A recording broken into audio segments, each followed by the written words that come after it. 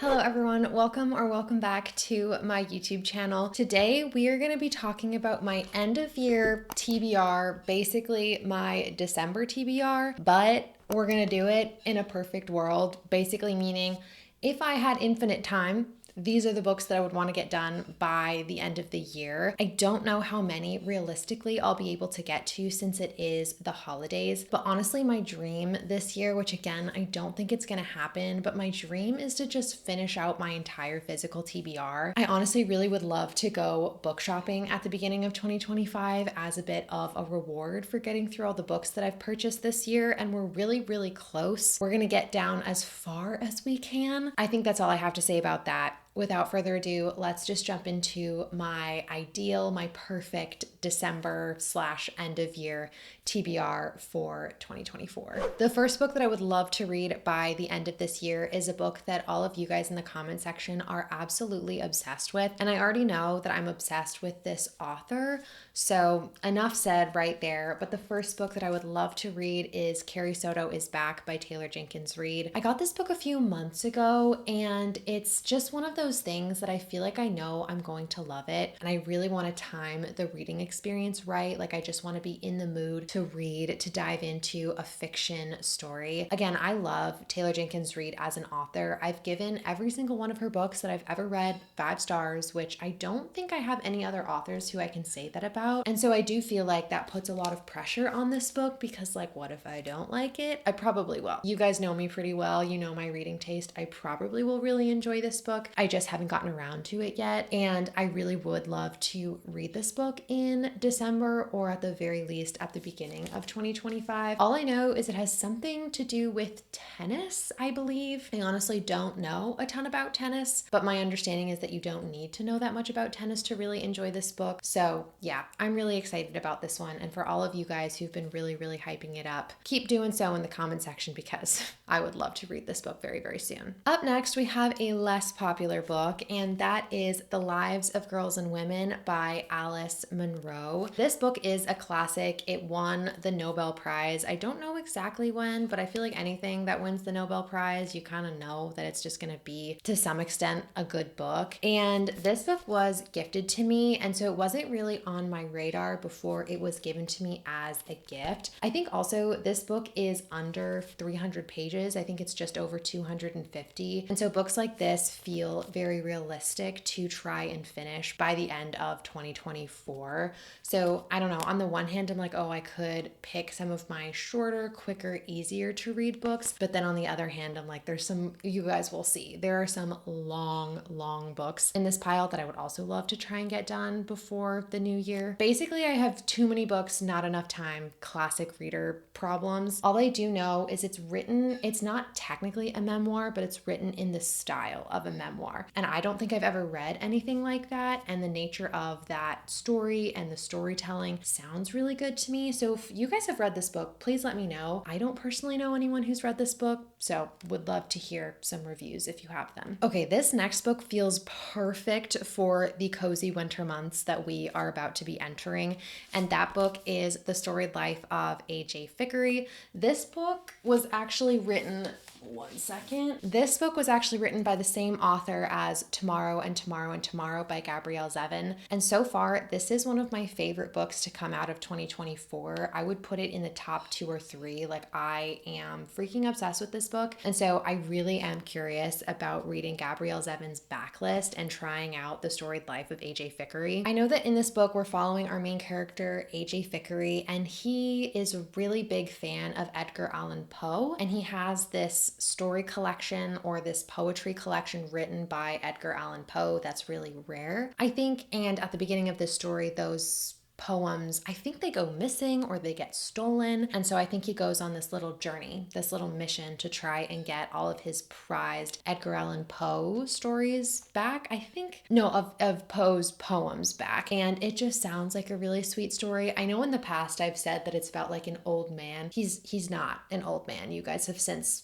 corrected me in the comment section. But I think I just know that I absolutely adore this author's writing style. I love the way that she's able to not only tell a story, but create characters that you're rooting for, even though they're not perfect people. At least that was my experience in Tomorrow and Tomorrow and Tomorrow. I love it when characters are so fleshed out that they feel real and they're not like these idealized people, because out here in the real world, we don't have that, right? Everybody makes mistakes. Everybody has a little bit of gray area, and just the way that she was able to develop characters in that book makes me desperately want to know what else she's able to create in this book. So this is one that's very, very high on my list for the end of 2024. This next book I have been putting off for almost officially a year, and it's just so long, and for some reason long books have not been my favorite thing this year. Have not picked up that many of them, but that book is The Bee Sting by Paul Murray. I'm not going to spend too much time on this because you guys already know. You already know that this is a book that I've been wanting to get to for so long at this point. Still don't know what it's about. Maybe I should check. Okay, so one part of the synopsis, it's basically clear that in this family's life, the Barnes family, a lot of things are going wrong. And right here, something that I really like that it says in the blurb is, if you wanted to change the story, how far back would you have to go? The infamous bee sting that ruined Imelda's wedding day, to the car crash 1 year before Cass was born, all the way back to Dickie, 10 years old, standing in the summer garden with his father, learning how to be a real man. I feel like you can already tell how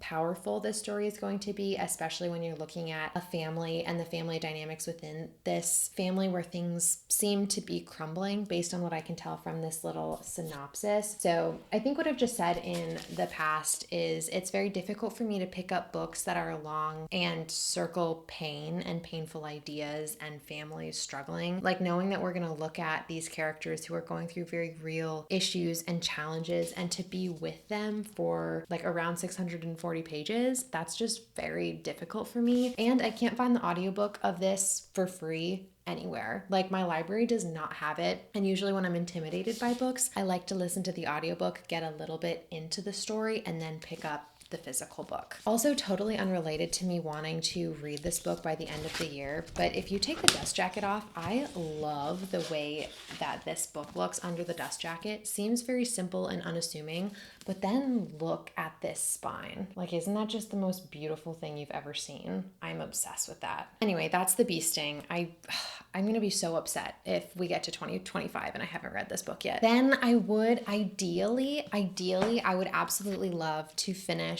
the Throne of Glass series this year. So that means that I would be reading Empire of Storms, Tower of Dawn, and Kingdom of Ash. That was one of my goals that I set for the beginning of 2024, was to read the entire Throne of Glass series this year. These two books are on my November TBR, and I'm still gonna try to get to them in the month of November. I have just been doing a ton of traveling this month, and I feel like normally that's not a good excuse, but these books are so big that it's literally like, it's so difficult for me to pack them in my suitcase. Like, I was out of town for a week and I didn't really have room for this many books, and then I'm literally headed to the airport in like 45 minutes. And again, I don't have room in my suitcase for these books. And so I've been prioritizing other books on my November TBR. So hopefully when I get back from this trip, these are what I'm going to read. And then again, Kingdom of Ash, the last book in the series, I would love to read in December. That book though is just short of 1,000 pages. And I don't know, I mean, I'm sure I'm going to love every single second of it.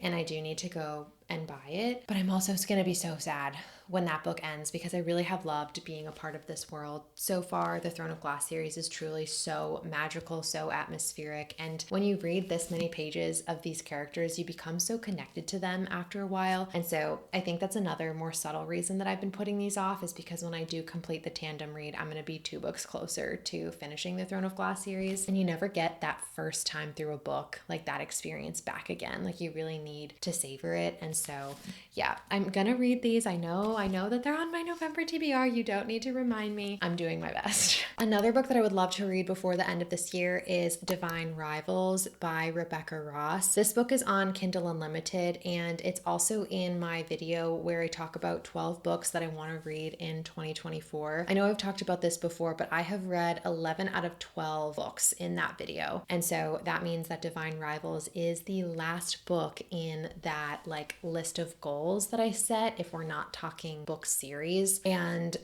there would be something so full circle about completing that list. I feel like I'm going to be very dissatisfied if I don't read every single book on that list, especially if there's only one left. Like, how frustrating would that be if I literally read 11 out of 12? So that book is on, it's on Kindle Unlimited. I would read it on my Kindle. It would not help me complete my entire physical TBR. And so I feel like I'm kind of having this internal battle where I'm like, do I pick up books from my physical TBR? Do I read books from that list? Or do I read the books that I just genuinely want to read? Speaking of which, I just finished the second book in the Magnolia Park series, Daisy Hates, and so I desperately want to read the third book in that series.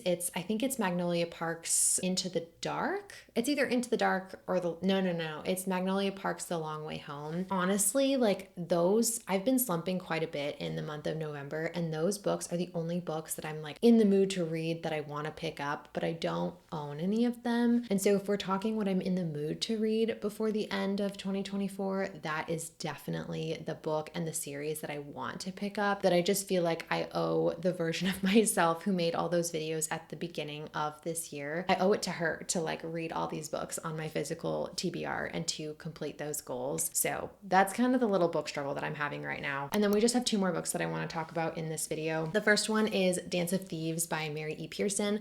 This is another one that's on my official November TBR, and this is part of a fantasy duology that honestly got popular quite a few years ago. I feel like I don't hear people talk about this series as often now, but I know that it is so well loved. I read the Shadow and Bone series quite a few years ago, and I feel like when that was going around, I also heard a lot of people talking about this series, and it just sounds like so much fun. I'm pretty sure that this has some enemies to lovers in it, which is one of my favorites, and it's not like Throne of Glass where you literally have 8 books to read. It's just 2. So I've started a lot of series this year, and this would be me starting another one, but it's helpful to know that like there aren't so many books in the series that I would like be committing to when I start this book. But this one sounds like so much fun, and I am really, really excited to pick this up. Then the last book that I did just want to throw into this video is my current read. So technically this isn't still on the TBR, it's being read, but I felt like I should still throw it in here so I know for sure I'm going to check off at least one book in this video. And that book is Bringing Down the Duke by Evie Dunmore. This is going to be featured in a separate reading vlog if you guys are looking for more updates on this book. This is a historical romance that's very Bridgerton-esque, I feel like is how I've heard people describe it. And based on how far into the book I am now, it feels very Bridgerton-esque. We definitely have a bit of an enemies to lovers plot going on. And this is again another series, which, you know, pros and cons. I'm starting another series, but also if I like this book, I get to just keep reading all of the rest of the books in the series. Interestingly, I've only really heard people talk about the first one. I've never heard anyone's reviews of the rest of the books in the series. So I would definitely be curious to hear what people think about the rest of them versus this first book. But I have heard such positive things about this. And again, because it's on my physical TBR, I do want to get to it. So far, good vibes, nothing crazy. I'm not like that far into it, as you guys can see. I'm gonna bring this on vacation with me, so I definitely should hopefully be finishing this before I get home. That's Bringing Down the Duke by Evie Dunmore. Okay, you guys, I think that is my ideal end of year 2024 TBR. I apologize if that was a bit redundant to some of my previous videos. I know a lot of that was just my physical TBR plus a few more books, but I do feel like I didn't want to do the TBR wheel this month because I just felt like it would be limiting me to the books that I would be reading in the end of November and during the month of December. It's just I feel like it's a critical time of the year, you know, because you're finishing out your reading goal, you're trying to get everything done, but it's also the holidays. Like, I'm definitely going to be trying to read some holiday romances at the end of this year. I do that every single year, and I didn't even include those in here because I don't know what books those are going to be yet. Yeah, again, apologies if that was a bit redundant, but being so completely honest and transparent, these are the books that I want to read before 2025. But again, who knows if that's going to happen. Okay, I think that's going to be it for me. Thank you guys so much for watching all the way to the end of this video. If you guys made it all the way to the end, comment down below the Christmas tree emoji, just for funsies. Yeah, okay, I think that's going to be it for me. I hope you guys are having a great day and a great reading month, and I will see you in the next one. Bye!